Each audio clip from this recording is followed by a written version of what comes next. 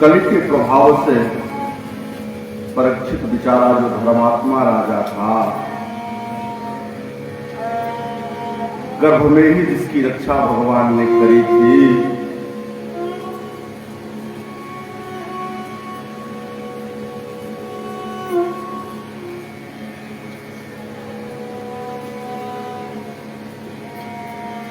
वो परीक्षित बिचारा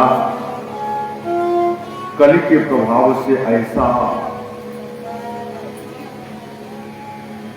क्या कहा है,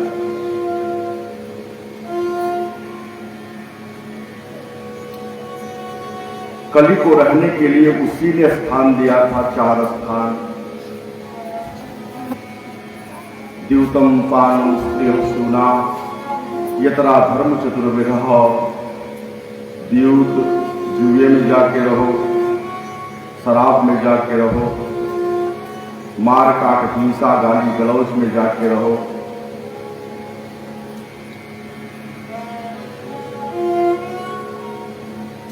पर स्त्री में जाके रहो। याचना करी थी उसने, भैया महाराज आप तो बड़े दयालु हो, बड़े कृपालु हो, आप करुणा के सागर हो, आपने मुझे रहने के लिए भारतवर्ष में रहने के लिए 4 स्थान दिया है, लेकिन ये 4 स्थान खराब है। जुआ, शराब, वैश्यालय, मार काट गाली गलौज हिंसा। भला मानुष कभी इस चक्कर में पड़ता नहीं है, तो इन स्थानों से भी ऊब जाऊं तो कोई एक बढ़िया स्थान दे दो। पुनः मानाय जात रूप मदात प्रभु।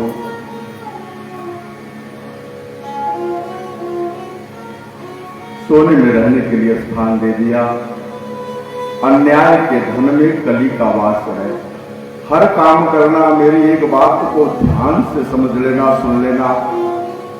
कुछ भी हो जाए, भूखे सो जाना, लेकिन अन्याय का धन अपने घर में मत लाना।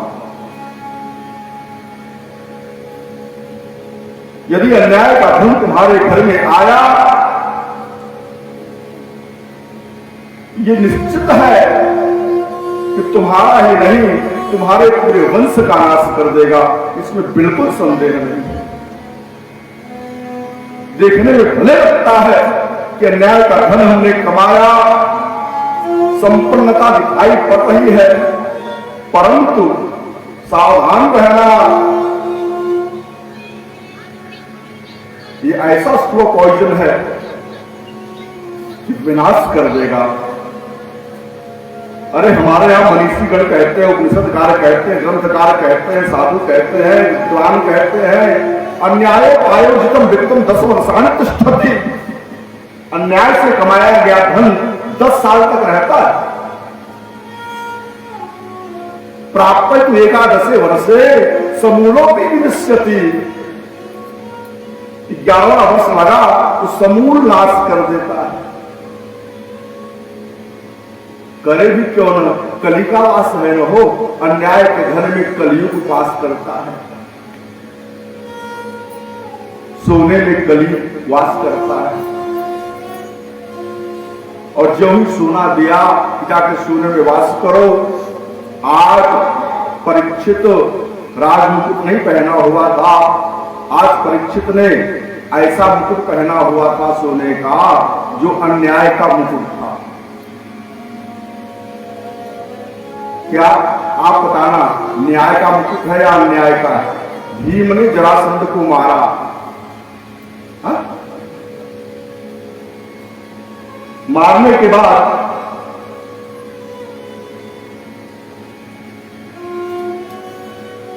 यह हुआ कि भीम के बेटे, जरासंध के बेटे का नाम लिखा सहदेव, उसको गद्दी पे बैठाया जाए। नगर वालों ने, राज्य के मंत्रियों ने निवेदन किया भीम से, महाराज आप ही राज तिलक कर दो। मल्ल युद्ध में आपने इनके पिता को, महाराज जरासंध को आपने परास्त करके उनका वध किया है, ठीक है, लेकिन आप अधिकारी कोई बनना चाहिए राज्य का। पिता के राज्य का अधिकारी पुत्र ही होगा। अच्छी बात है। आया था सहदेव, गद्दी पे बैठाया गया सहदेव को, राजमुकुट आया, मखमली कपड़े में ढक करके राजमुकुट आया था राजमुकुट पहनाने के लिए। जब मुकुट खोला गया तो मुकुट के अंदर ऐसी कलाकारी की गई थी, इतनी अच्छी कारियां की गई थी, मरकत मणि लगी है, सम्मिलित मणि लगी है, तो कहीं नील राग लगा हुआ है, कहीं पद्म राग लगा हुआ है, कहीं वैदुर्य है। देख करके लालच उत्पन्न हो गई भीम के मन में। ऐसा सुंदर मुकुट उसने इसके पूर्व अपने जीवन में कभी देखा न था। उस भीम ने कहा ये मुकुट मैं लेके जाऊंगा। लोगों ने कहा महाराज राज मुकुट ही राजा की आइडेंटिटी कार्ड होती है, परिचय पत्र होता है, राज मुकुट से ही पता चलता है किस राज्य का राजा है, ये हमारे राज्य का मुकुट है, ये लेके जाएंगे तो फिर पहचान कैसे होगी। भीम ने कहा मैं कुछ नहीं जानता, ये मुकुट मैं लेके जाऊंगा, मुझे सौंपो, अन्यथा जैसे मैंने तुम्हारे बाप को मारा था वैसे ही तुम्हें भी मारा डालूंगा। डर के मारे लोगों ने राज मुकुट दे दिया। वो मुकुट ला करके भीम ने अपने घर पे रख दिया। अच्छा आप बताओ ये मुकुट न्याय का है कि अन्याय का है? हाँ अन्याय का है। किसी को डरा करके, किसी को धमका करके, किसी को आतंकित करके, भयाक्रांत करके सामान को छीन लेना, ये तो अन्याय ही है ना। आज वही मुकुट परीक्षित ने पहना था और बुद्धि हो गई भ्रष्ट विचार। सावधान रहना।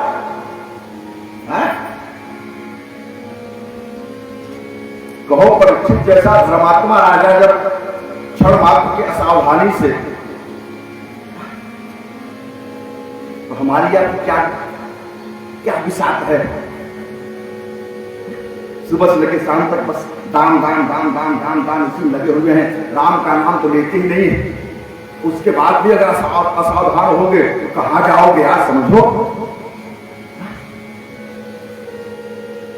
बुद्धि भ्रष्ट हुई। कल मैंने जल्दीबाजी में कहानी सुनाई थी, वो राजा समीक ऋषि के गले में मरे हुए सर्प की माला पहना दी थी और बेटे श्रृंगी ने श्राप दिया। नालायक राजा,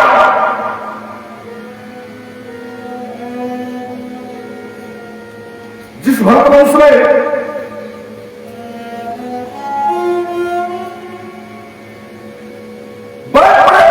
जितने राजा हुए, अमलात्मा हुए, विमलात्मा हुए, पुतात्मा हुए, महात्मा हुए,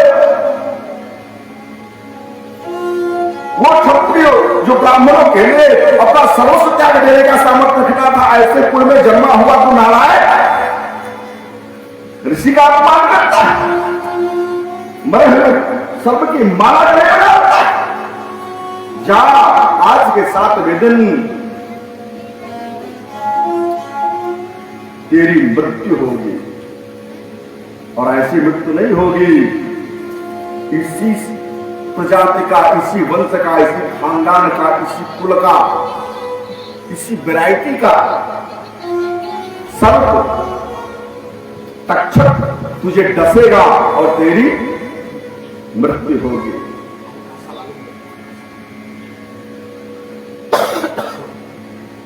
मृत्यु होगी तेरी। लंघित मर्याद तक्ष का सप्तमे हरि तक्षर जिस्म कुलांगा चोदितो में हम मिठास नहीं हल्का क्या जेस उसको देख लो बेटा, आप लग रहा है अच्छा बहुत बढ़िया काम आपका क्या कहा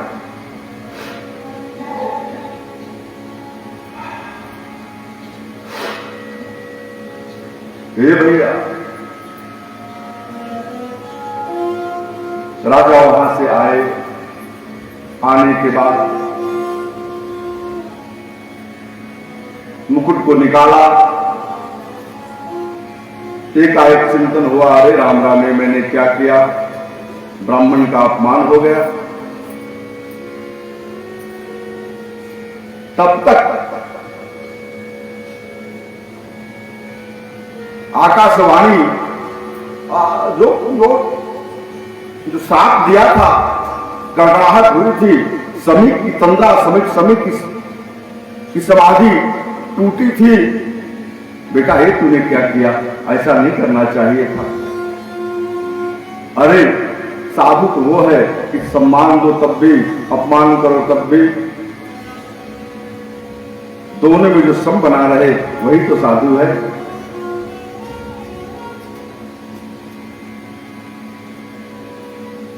ये तो मूर्ख होते हैं जो सम्मान में फूल जाते हैं और अपमान में लाल हरे काले पीले आग बबूले हो जाते हैं। संयमी पुरुष के लिए मान अपमान दोनों बराबर है।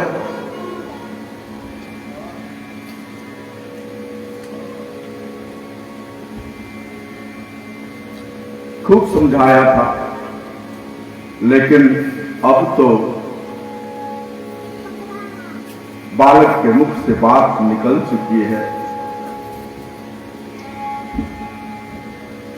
क्षमा याचना की बेटे ने, पिताजी गलती तो हो गई, लेकिन अब तुरंत 2 विद्यार्थियों को दौड़ाया था, जा करके राजा को सूचना दे दो, 7वें दिन तुम्हें तक्षक सर पर डसेगा। 2 विद्यार्थी आए थे समीप के आश्रम से, राजा को बताया ऐसी ऐसी स्थिति उत्पन्न हो गई है, आपको श्राप मिला है, आज के 7वें दिन आपकी मृत्यु होगी तक्षक सर्प के काटने से।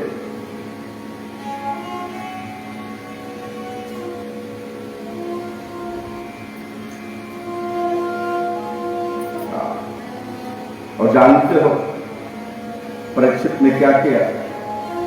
तत्काल राज्य का त्याग कर दिया, सब छोड़ दिया और जाके गंगा किनारे बालू में बैठ गया, अपनी मुक्ति का उपाय करता है।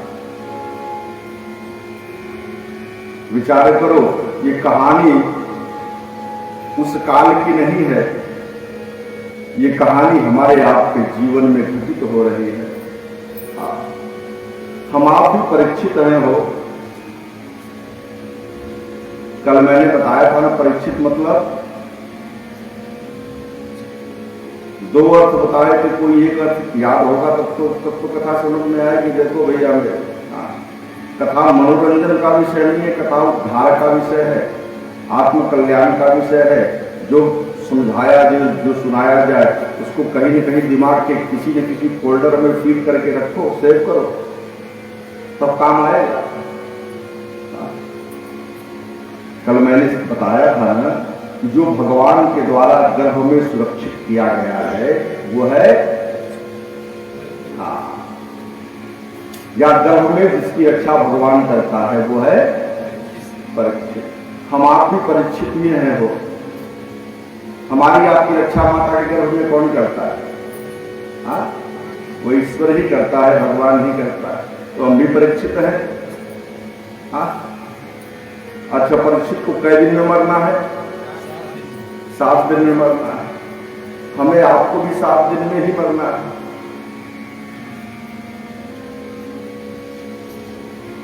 आठवां दिन नहीं आने वाला।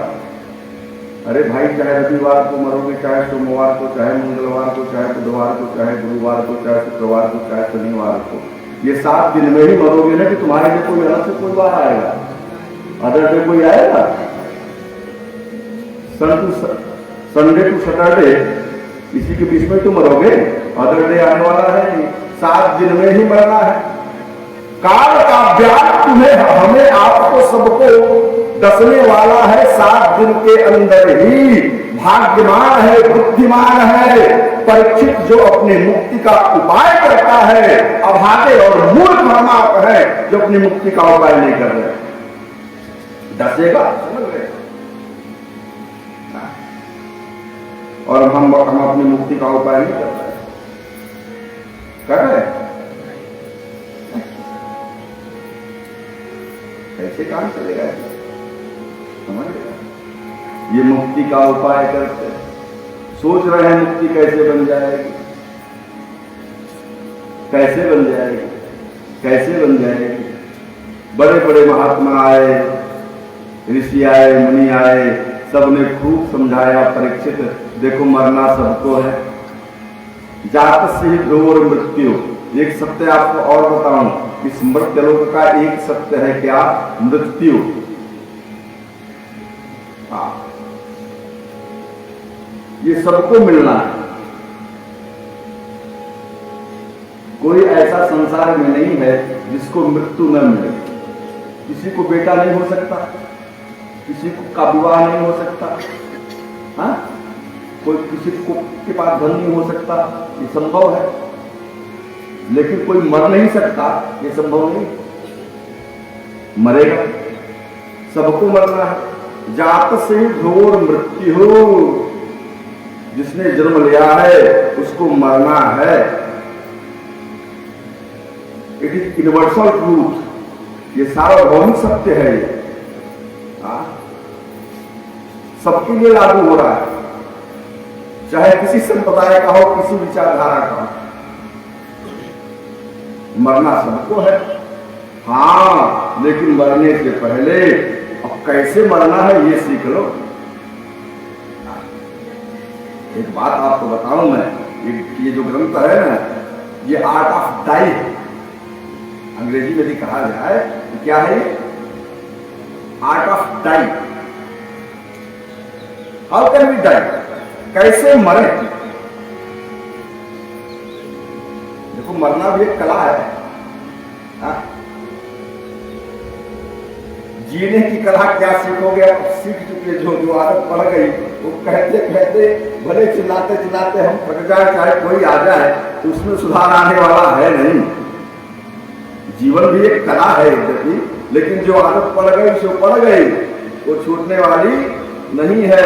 तो जीवन को अब जो बीता सो बीता, समय है नहीं है, बिल्कुल नहीं है। परीक्षित को लोग कहते हैं परीक्षित को साप मिला था, मैं तो कहता हूं भैया परीक्षित को वरदान मिला था कि भाई 7 दिन से पहले तेरी मृत्यु होने वाली नहीं है, तो 7वें दिन मरेगा। इसके पहले 6 दिन में काल भी चाहे तो तेरा बाल बांका नहीं कर पाएगा। और हमारा आपका है समय, बताओ अगले क्षण क्या हो जाए कुछ पता है? ऐसे बोलते बोलते राधे राधे हो जाओ मंचों पे, पता है? नहीं पता है?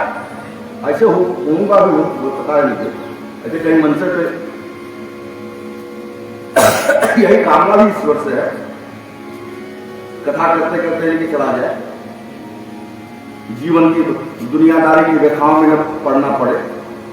लेकिन विचार करो, कोई निश्चितीकरण है कब बढ़ोगे? अगले क्षण क्या हो जाए कोई निश्चित नहीं है।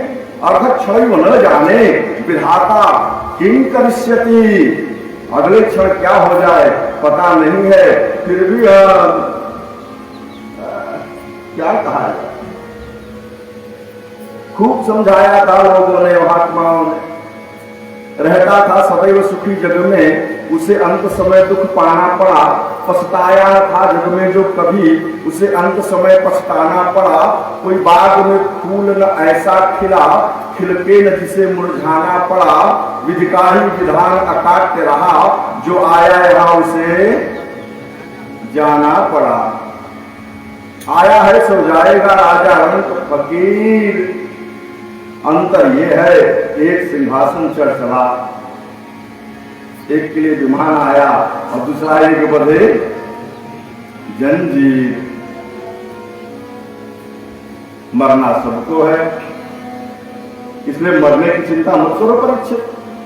परीक्षित ने कहा महाराज मुझे पता है मरना है, खूब जानता हूं मैं मरना है, लेकिन मरने के बाद मुक्त हो जाऊं ये मैं चाहता हूं। और जो सांप मिला है सर्प काटेगा, इससे मृत्यु होगी, ये गड़बड़ है महाराज, इसका कोई उपाय करो। मैं मरने से मैं कहता 7वें दिन में अभी मेरी मृत्यु हो जाए, मुझे कोई फर्क पड़ने वाला नहीं है। लेकिन मरने के बाद फिर जन्म न लेना पड़े, अधोगति न जाना पड़े, मुक्त हो जाऊं, परमात्मा परम तत्व में विलीन हो जाऊं, उस नूरे इलाही में, डिवाइन लाइट में, उस परम प्रकाश में जाके समा जाऊं, ये चाहता हूं। कैसे होगा? वेद व्यास आए। वेद व्यास ने कहा, बेटा तेरी मुक्ति का उपाय क्या है मैं जानता हूं। क्या है महाराज?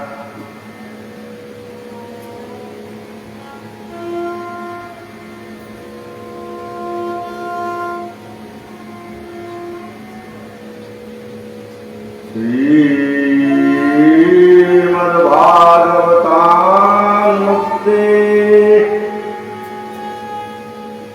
सप्ताहवाचनं कुरु। मुक्ति तो एक ही देगा क्या? श्रीमद्भागवतान्मुक्ति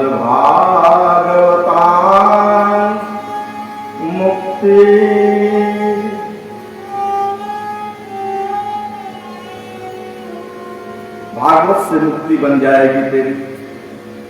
बड़ा प्रसन्न हुआ परीक्षित महाराज, धन्य हो आपने मेरी मुक्ति का उपाय बता दिया। महाराज भागवत करो, आप सुनाओ मुझे। वेद व्यास ने कहा, ये तो नहीं कर पाऊंगा। आई कांट स्पीच, मैं नहीं बोल पाऊंगा। अहम न वक्तुम शक्नोमि, मैं भागवत सुना नहीं पाऊंगा। क्यों महाराज? आपने इस ग्रंथ को लिखा है, कहा लिखा भले है, लेकिन अब मेरी इंद्रियां शिथिल हो गई हैं, तन्मयता वो नहीं रह पाई। महाराज सुनाएगा कौन? का पूरे विश्व में भागवत को सुनाने वाला एक ही है। अगर तुम्हारा भाग्य हो और वो पधार जाए तो तुम्हारी मुक्ति संभव है। कौन? सुखदेव। सुखदेव महाराज मिलेंगे कैसे? कांटेक्ट हो जाए उनसे? का कोई संपर्क सूत्र नहीं, जाके मिल लिया जाए। टेलीफोन से बात ना हो तो जाके मिल लिया जाए। का रेजिडेंस भी कोई नहीं है। डेफिनेटली रेजिडेंस, निश्चित आवास भी उनका कोई नहीं है। कोई कांटेक्ट नंबर नहीं है, no mobile number, no email, no WhatsApp, कोई संपर्क सूत्र ही नहीं है। महाराज तब कैसे आएंगे? कैसे कैसे भेंट हो पाए? एक बात बताओ, बड़े बड़े भाग्य से, बड़े पुण्य के उदय होने से भागवत सुनने का आपको अवसर प्राप्त होता है। तो चुनाव तो करना ही चाहिए कि वक्ता कैसा रहे, कैसा वक्ता रहे। चुनाव करना जिम्मेदारी हमारी आपकी है।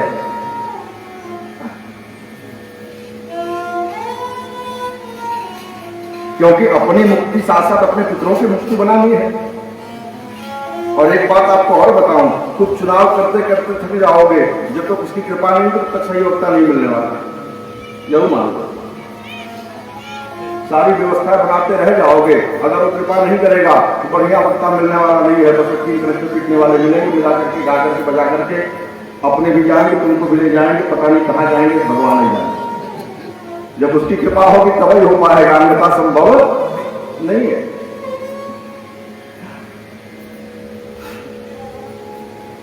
तब महाराज कहा, भगवान का ध्यान करो परीक्षित।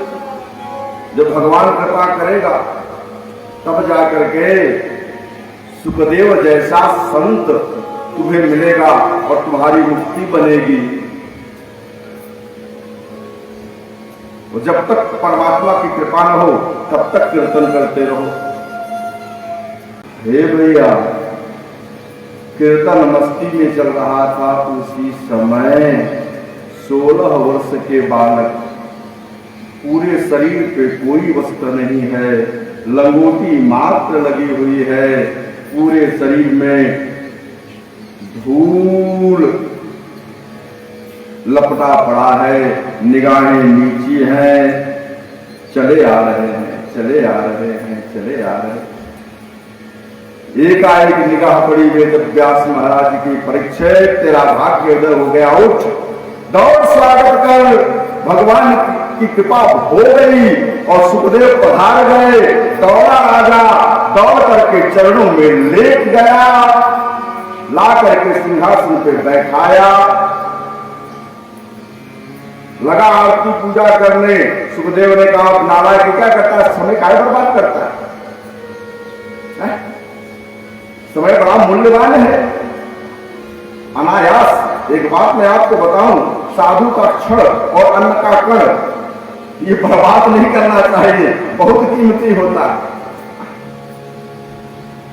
अन्न का कण कभी बर्बाद मत करो, किसी साधु महात्मा संत का क्षण उसका समय कभी बर्बाद मत करो। ये आरती पूजा माला चंदन इसमें समय बर्बाद मत करो। क्या चाहते हो बताओ? सावधान हो जाना, एकदम सावधान हो जाना। क्या चाहते हो बताओ?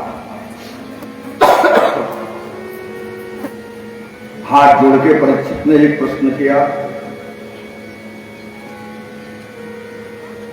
और ये प्रश्न समझ लो, इस प्रश्न का उत्तर समझ लो, पूरी भागवत समझ में आ जाएगी।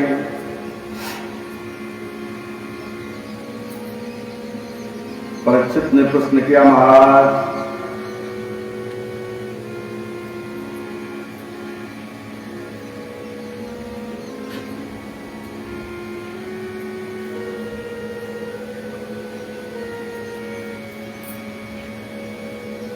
अतः पृच्छामि संसिद्धिम् योगिनां परमं गुरुम्।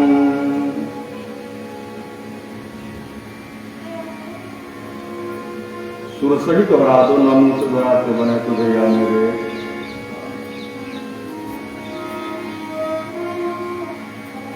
अतः पृच्छामि संसिद्धिम् योगिनां परमं गुरुम्। पुरुषस्य हयत कार्यं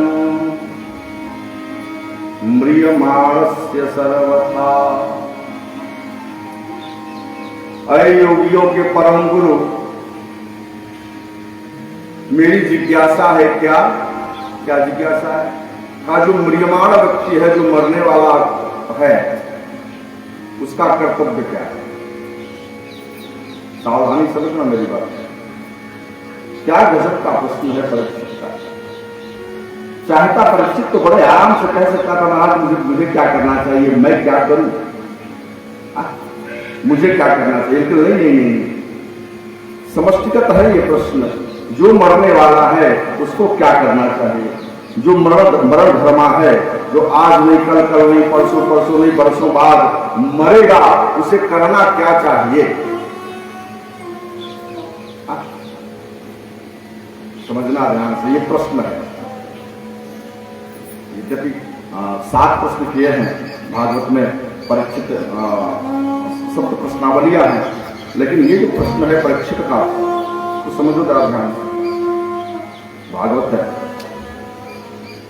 मानो परीक्षित ने अपने लिए ही नहीं, हमारे आप सबके लिए ये प्रश्न किया, ये उदारता है। और कदाचित इसीलिए सुखदेव ने कथा भी सुनाई। यदि परीक्षित ये कहता, मुझे तो लगता है यदि परीक्षित ये कहते कि मुझे क्या करना चाहिए, तो हो सकता था वो संत, वो अमलात्मा, वो विमलात्मा, वो सुखाचार्य कथा सुनाते न। एक बात मैं बताऊं, कथा की महत्ता है। आप जरा विचार करो, बड़े बड़े पीएचडी बैठे थे कथा सुनने के लिए उस समय। कथा सबके बस की बात नहीं है, सबके पल्ले पड़ने वाली नहीं है। जो बड़ी गहराई में जाने वाला है वही कथा सुन सकता है, वही कथा समझ सकता है। हाँ? कथा सुनना और समझना सबके बस की बात नहीं है। यहाँ पंडाल में बैठे होगे तो नहीं समझ में आएगी बात, दिमाग के हाथ वहां घूमता रह जाएगा, कुछ पल्ले नहीं पड़ेगा। समझो 16 वर्ष के कुमार, अवस्था कितनी है? 16 वर्ष की, और तब 10,000 साल के ऋषिगण ऐसे जमीन पे बैठ करके कथा सुन रहे हैं। आप गिनो मेरे साथ कौन कौन लोग हैं। अत्रि वशिष्ठश्चवनः शरद्वान अरिष्टनेमिर भृगुरंगिराच पाराशरो गाधु सुकोथरामो उतत्थ इंद्रो प्रमथे मुबाहौ मेधा तिथिर देवल आसखेणो भारद्वाज गौतम सुपलाद मैत्रेय औरव कवख कुंभयोनिर्द्वैपायनो भगवान नारदश्च अन्यश्च देवर्षि महर्षिवरया राजर्षिवरया अरुणादयश्च नानाश्रेय प्रवरान् समेतान् अभ्यर्च राजा शिरसा वंदे।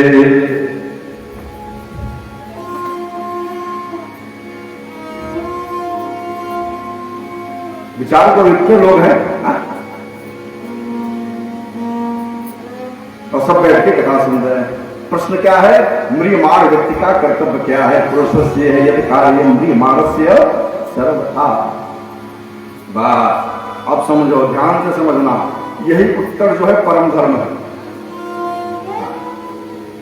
जो हाँ बड़ा अच्छा लगा, जो चीजें समझ में ना आई रहे निसंकोच पूछोगे तो भाई आनंद आएगा। हाँ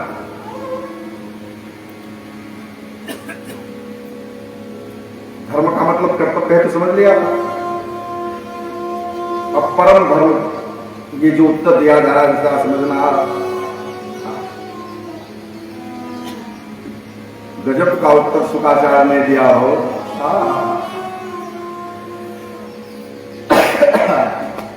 देखो मरना हमको भी है, मरना तुमको भी है, मरना तुमको भी है, मरना तुमको भी है, मरना तुमको भी है, सबको मरना है। तो क्या करना है? करना क्या है? तस्मात् सर्वात्मना राजन हरि सर्वत्र सर्वदा श्रोतव्यः कीर्तितव्यश्च स्मर्तव्यः भगवन्नाम। बस एक चीज को ध्यान में रखना है, हरि सर्वत्र सर्वदा।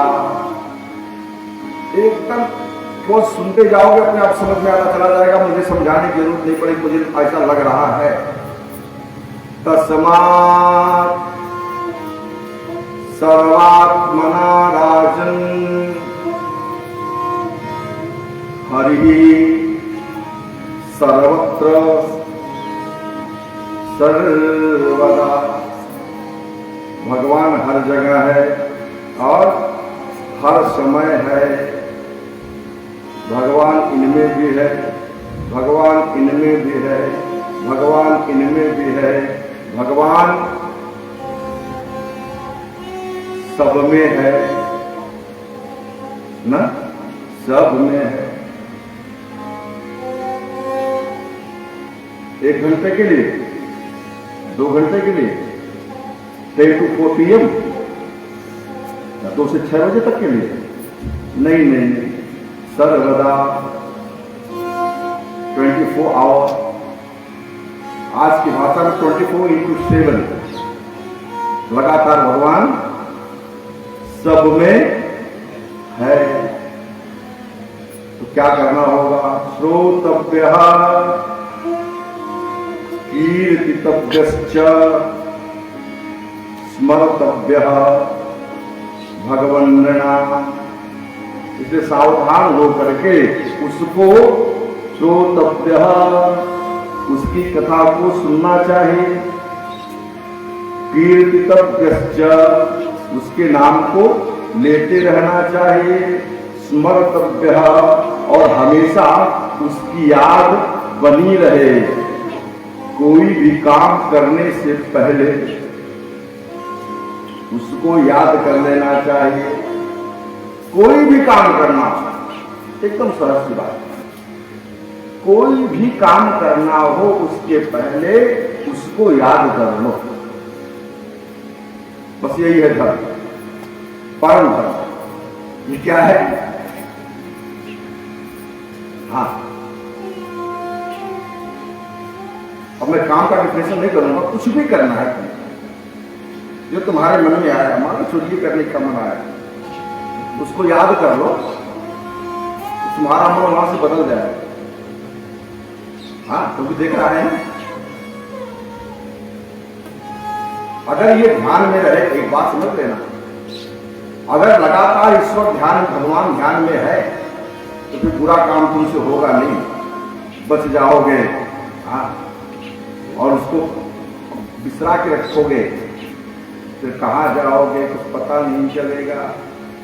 तस्मात् सर्वात्मना राजन हरि सर्वत्र सर्वदा श्रोतव्य कीर्तितव्य स्मर्तव्य भगवन् नाम। हर परिस्थिति में भगवान का नाम, भगवान की याद, ये दोनों